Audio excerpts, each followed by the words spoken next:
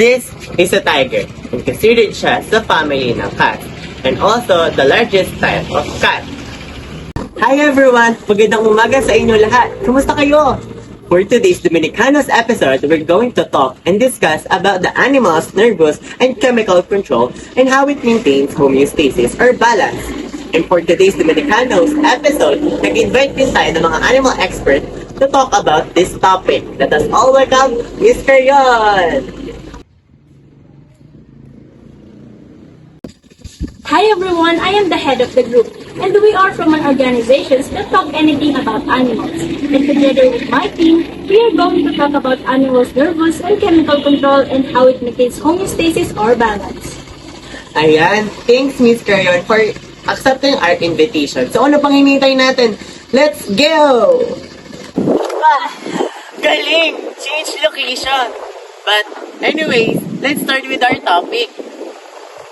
Hi everyone, let's start off with the nervous control of animals. Did you know that like humans, animals also have well-developed nervous system composed of neurons? Neurons are specialized cells that transmit electrical impulses and chemical signals throughout the body. Moreover, the nervous system is divided into two main parts. The central nervous system, which includes the brain and spinal cord, and the peripheral nervous system, which includes the nerves that extend throughout the body.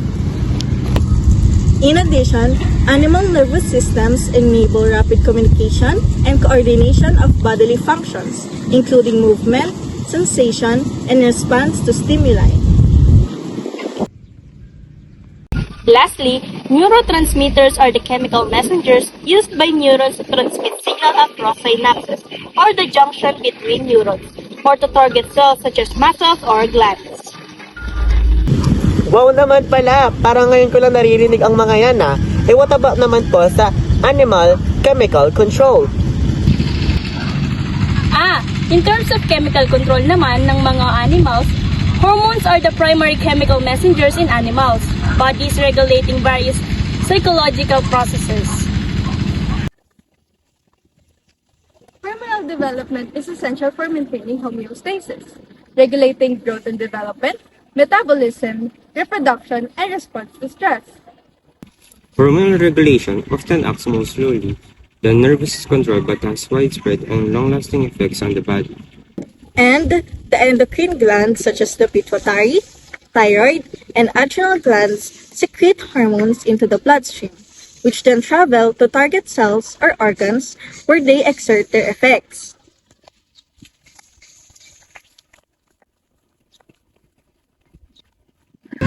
Ayan, thank you Miss Carrie and to her full team for the very knowledgeable and educational information about animals, chemical, and nervous control.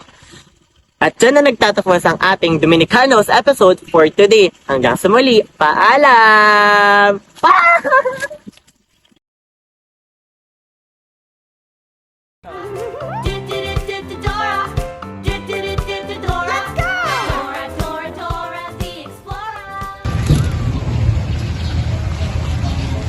Wow, ang ganda naman dito!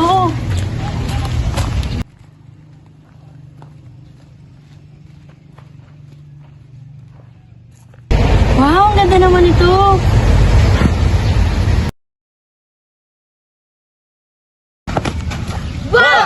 Huwag mong gagawin yan! Ha? Sino kayo? Saan kayo galing? Kami ang Bio Rangers! At nandito kami para educate ka sa mali mong ginagawa. Alam mo ba, kagaya mo, may buhay at nasasaktan din ng mga plants? Oo nga, alam mo din ba ang nervous at chemical control of plants? Hindi. Alam mo din ba na nagbibigay ito ng karagdagang oxygen, kagaya neto?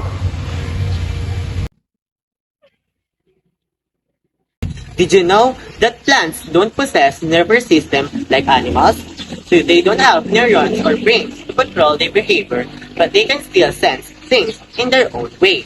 In plants, the job of control and coordination is performed by hormones called phytohormones. However, they do exhibit responses to stimuli through various mechanisms, including chemical signaling. First, in chemical signalings, plants use a variety of chemical signals to respond to their environment. For instance, when a plant is attacked by insects, it might release volatile organic compounds to attract predators of those insects. Next, in hormone regulation. Plants regulate growth, development, and response to environmental stimuli through hormones. For example, auxins control cell elongation, cytokinins regulate cell division, and gibberellins influence stem elongation.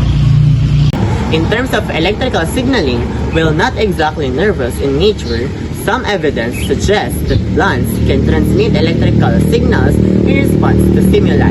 For instance, when a plant is wounded, an electrical signal can propagate across the plant, triggering defensive responses.